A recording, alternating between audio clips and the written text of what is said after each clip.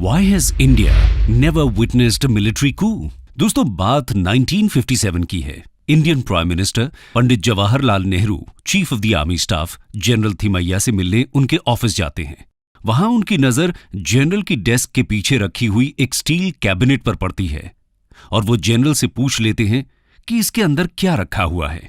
General जवाब देते हैं कि टॉप ड्रॉअर में तो देश के डिफेंस प्लान्स हैं और सेकंड ड्रॉअर में देश के टॉप जनरल्स की कॉन्फिडेंशियल फाइल्स रखी हुई हैं।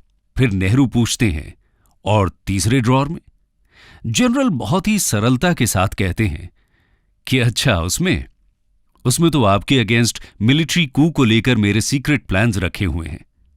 इस पर नेहरू हंस देते हैं, लेकिन उनकी इसी हंसी में कहीं ना कहीं हल्की सी नर्वसनेस की झलक जरूर दिखाई दे जाती है।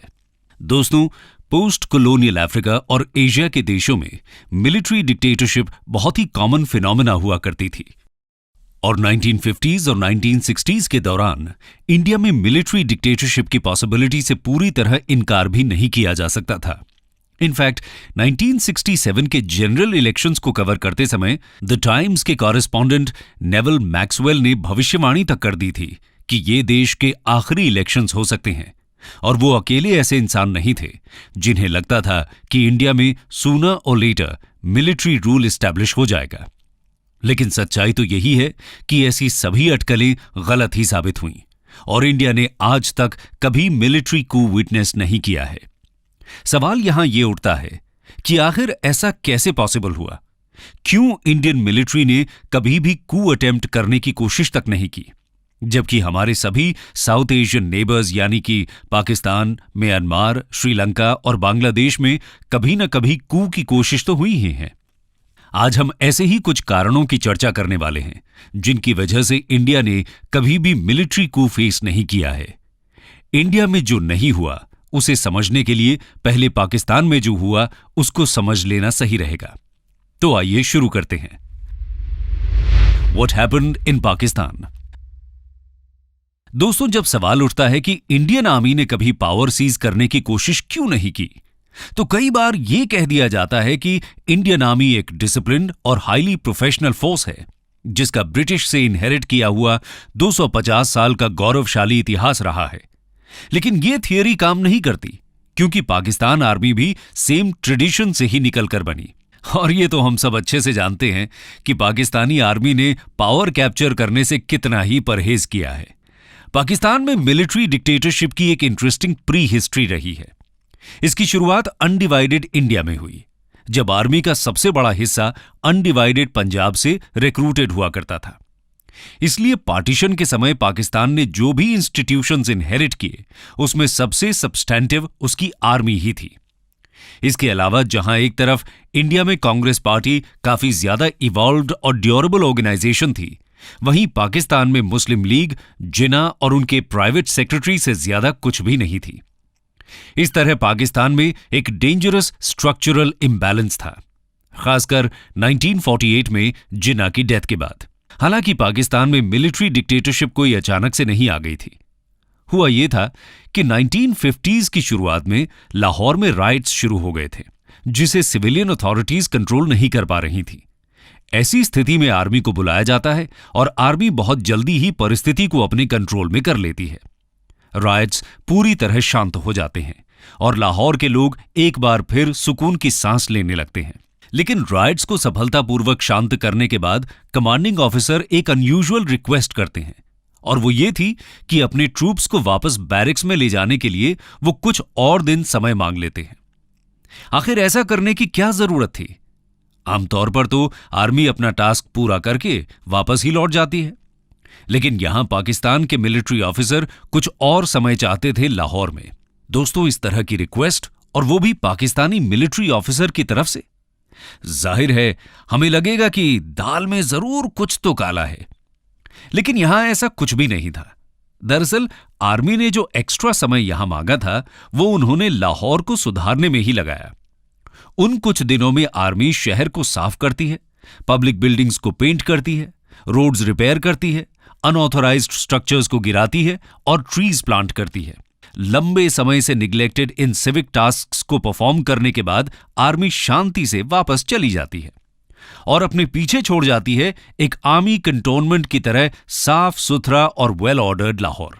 इससे लोगों के दिलों में आर्मी के लिए रिस्पेक्ट बहुत ज्यादा बढ़ जाती है, क्योंकि जो काम सालों से सिविलियन अथॉरिटीज नहीं कर पाई थी, वो आर्मी ने महज कुछ दिनों में ही कर दिखाया था।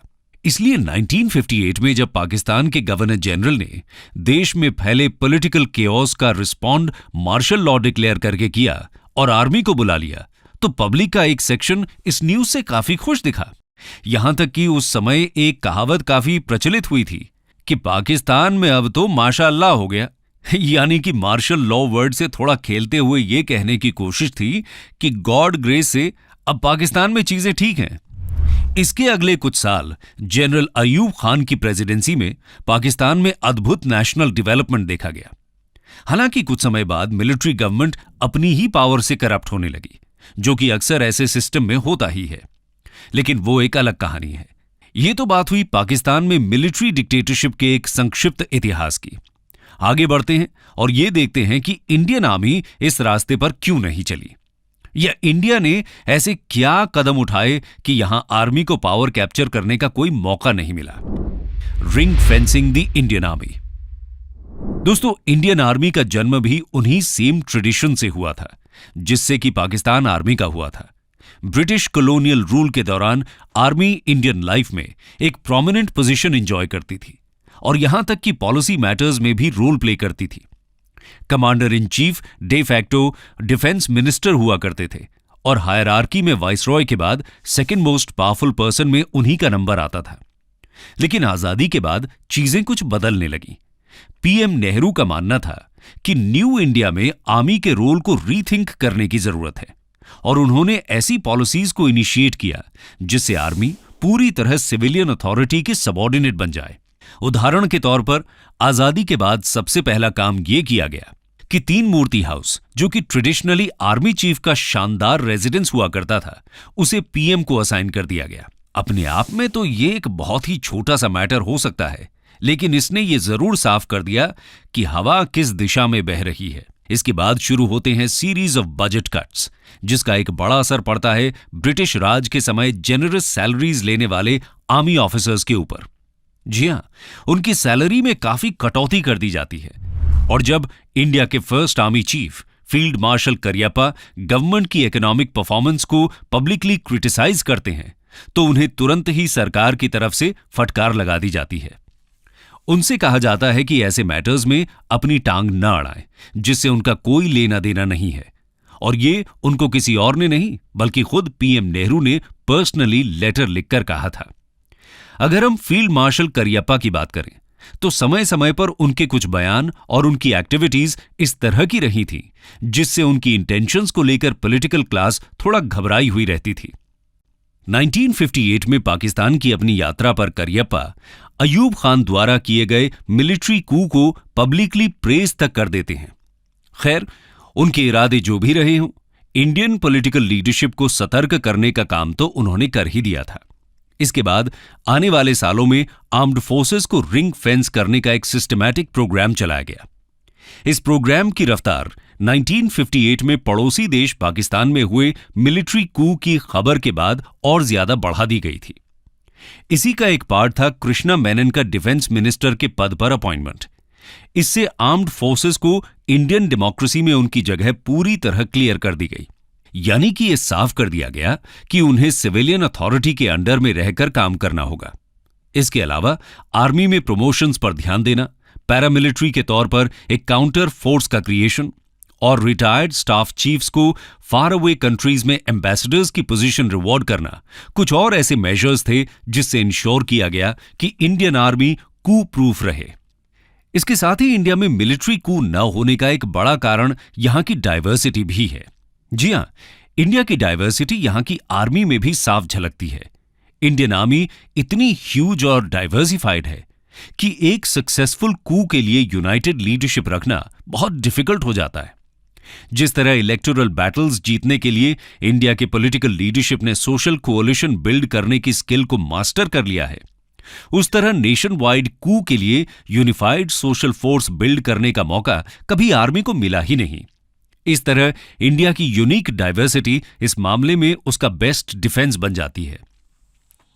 यानी कि हम कह सकते हैं कि पॉलिटिकल लीडरशिप द्वारा लिए गए स्टेप्स के साथ साथ इंडियन आर्मी का अपना स्ट्रक्चर और वर्क कल्चर कुछ इस तरह का है कि इंडिया में कू की पॉसिबिलिटी ना के बराबर नजर आती है।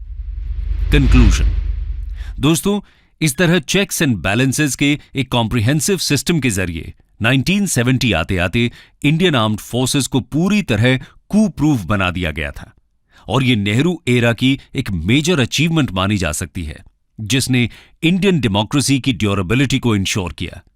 इस उपलब्धि को अक्सर इतना रिकॉग्निशन नहीं मिलता, लेकिन सच में ये एक बड़ी उपलब्धि है, खासकर ये जानते हुए कि हमारे सभी साउथ एशियन नेबर्स ने मिलिट्री कू का सामना किया हुआ है।